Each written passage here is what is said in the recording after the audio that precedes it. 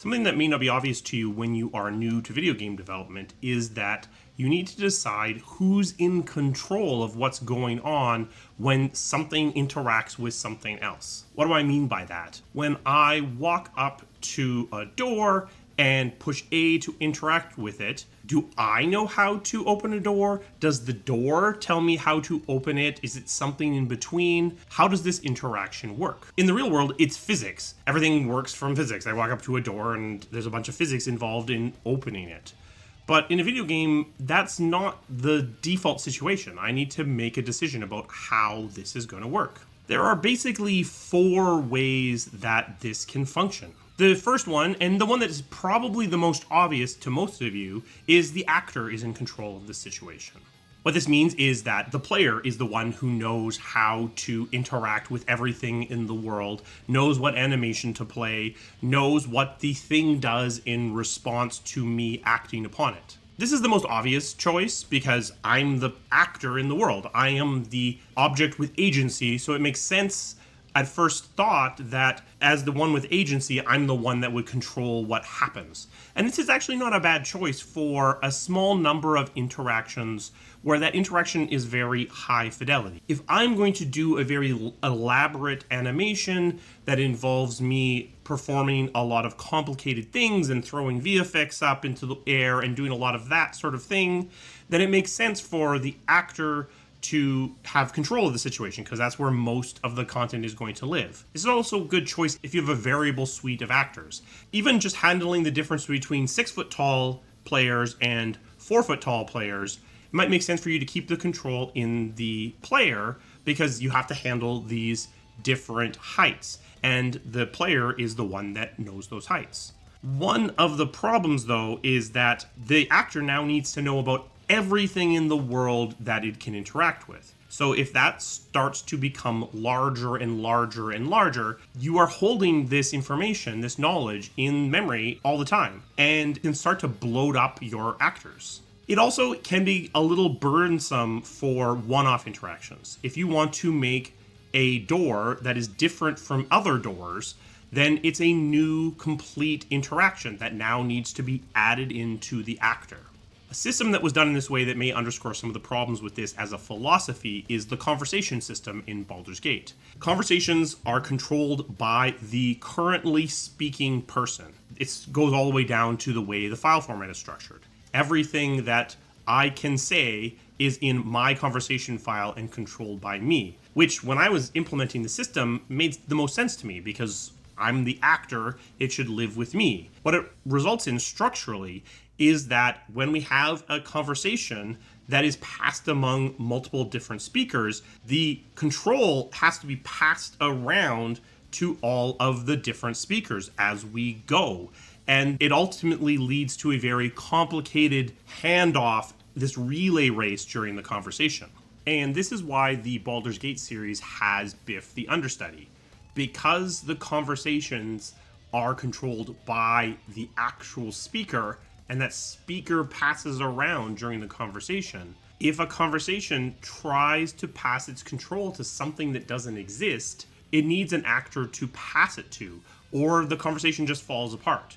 So the solution, if it can't find that actor, is to spawn Biff the Understudy to deliver the lines of that missing creature, and then the conversation can continue. If you have a system that's controlled in a different way, the conversation system might be able to continue without having to create an artificial actor in order to keep control of that system. What might be an obvious counter would be to move control into the target. So when I walk up to a door and interact with it, the door tells me what's going to happen. It's the one that tells me to play my doorknob turning animation. It handles its own animation. This is a great system for handling lots of different kinds of interaction. If I want every single door in the entire game to have a different way that it opens, then it makes sense for that control to live inside the door, as opposed to living on the person who's going to walk up to the door. This is also a system that allows us to start thinking about things like chaining interactions. If opening a door then fires off a laser beam that activates a puzzle, it might make sense for that to live inside of the door. If you're going to do a lot of one-off special case interactions, moving the logic of that into the object that's being acted upon starts to make a lot more sense, because they're able to be the target of the interaction and then become an actor and act on something else, which then becomes the new target, and pass around this chain of interactions. If the balance of difference lives inside of the actors as opposed to the targets, so you have a game with very simple doors but very different actors, this essentially has the problems of the previous methodology on its head, because now it becomes necessary for the target, the door, to understand that people come in different heights and have different numbers of arms and maybe use psychic powers or whatever. That burdens shifts into the target. If you have a small number of interactions but a large number of actors, this system is probably going to end up costing you more than it gains you. If you have a large number of targets but relatively similar or at least related actors, this can be a useful way to go. If you have a large number of interactions and a large number of different actors, then you might want something that is more of a hybrid, where some of the information lives in the actor, some of the information lives in the target. This allows you to handle a large amount of difference on both sides of the equation. It's the most complicated, and it introduces a bunch of additional questions, because what you now need to answer is, where does that handoff happen? Who decides what animation to play? Is it the actor? Is it the target? Who handles that control? What language are you using to speak between the actor and the target? How does that handoff happen? Is it customized for every single different kind of interaction? That might be where you end up, but you want some degree of commonality within the things that actors do so that you save something on that side, and the things that targets do so you save something on that side. You want targets to understand the concept of opening. As you work on this system to allow actors to speak to targets and back and forth and pass information between each other, hopefully some commonalities start to arise and allow you to create some kind of common language that allows the different objects and different actors in your game to speak to each other. Some sort of system where an abstraction starts to develop that allows some sort of common language to be used by your interaction system. Otherwise, what you're going to end up with is a whole bunch of one-off interactions. When this guy with psychic powers interacts with this specific chest, here is the interaction, custom hand scripted in its entirety. But when this woman who uses squirrels to interact with objects interacts with the same chest, we've implemented it entirely, again, bespoke in a custom way for this specific chest. Hopefully, as you're doing this, what emerges is some system of common communication that you're using to pass information back and forth between these different systems. Because if not, you're going to end up with a giant pile of hand-scripted, effectively hard-coded interactions in your game. The final one, the one that a lot of game designers want to make work, the one that I want to make work, the one that's been used to great effect in games like Legend of Zelda, Breath of the Wild, is a verb or effect system. Here, what you have is the actor, rather than acting directly on objects or interactions, they kind of emit effects or verbs. This is really good for these very broad or arch activities like heating or freezing or pushing. And this is exactly what you see in Zelda.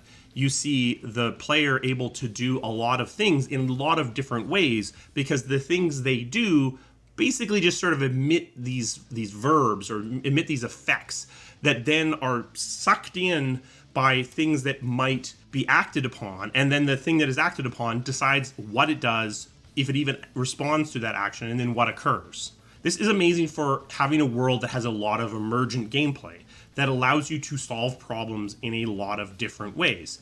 If this block needs to be moved, all I really need is to figure out how to apply the push verb to that block, and there might be 100 different ways to do it. It does introduce a layer of abstraction that is fine in a game that is relatively stylized, presented in a more cartoony way, but it might be off-putting as your art style or presentation becomes more realistic. Because if I'm emitting effects, if I'm emitting verbs, I don't really have an understanding of what a doorknob is. I'm just emitting push.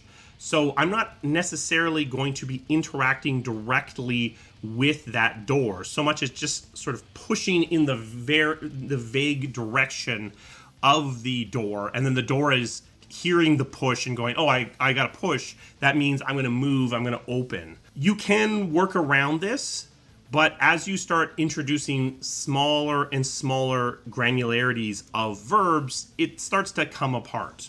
The place that I've actually seen this system fall apart in the times when I've been involved with trying to make it go is you end up often with orphan verbs.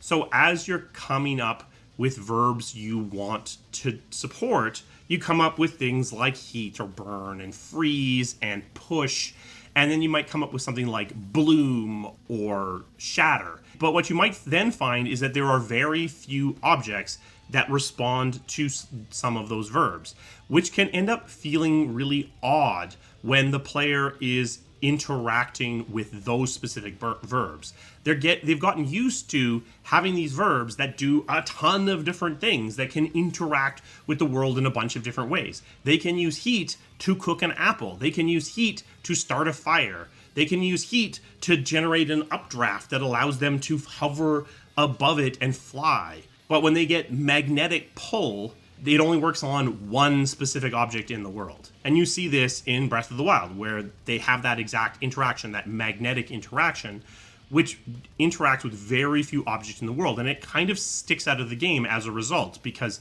all these other activities have nearly infinite different utilities. This one has a very, very specific subset of utilities. And again, as you try to implement this kind of system in a more realistic, in a more photographic art style, what you can find is that interactions that made sense on paper can't really be pulled off in reality without looking really odd. Breath of the Wild's art direction allows it to do a lot of things that if you try to implement them in a photoreal art style would come off feeling kind of off without an additional layer of interaction where the action reaction were more tightly coupled than they have to do in Breath of the Wild. And no one really wants that. So in this case, Breath of the Wild's art style is allowing it to have this much more enjoyable, much more open. It's allowing it really even to do this style of interaction, this style of control. Can you do a verb effect control system in a photoreal game? I believe you could, but you are going to find that a lot of the interactions that might seem trivial or obvious on the surface start to come apart as your fidelity level comes up, as your expectations of realism start to climb. This is the system where you need to draw a hard line in terms of how realistic you want a system to be. You want these interactions to be broad, to be arched, to be very much big words, big actions, not little things that require very precise touching and interacting between actor and target. Which of these should you use? Any of these can be made to work, and you can handle all of the use cases in any of these cases. You can have a game with tons of different interactables and use an actor-controlled system. You can make a verb effect system work in a hyper-real game. You might just find that you are having to constrict down your number of verbs and making them, and you're having to make them very precise in order to pull off the fidelity that you're going for. This is something that often isn't considered when game development is started. And sometimes I found that development studios almost have a philosophical dogma when it comes to which of these makes the most sense. But if you consider what makes the most sense for the game and the interactions you're trying to do, you may find that one of these other ways of going might actually work better for what you're trying to pull off. A special thanks to my members. They provide the resources that this channel needs to keep running. If you're interested in becoming a member, there's a link to that down in the description. We also have a Patreon now if you are more comfortable with that. We have merch. This is if you are doing triage, and you should be doing triage. There is a tag in the video to that and all the other merchandise available for this channel. That also helps the channel out. If you've made a video game, which way did you go? Which system did you end up implementing? Did you even think about it? And if you didn't think about it, what did you kind of stumble into? How does the control end up working in your final game? Have you ever tried to do the verb-based system? It's a tempting one, but I've never managed to implement it in a way that could pull it off. If you have, let me know down in the comments. I will see you again soon. Thank you.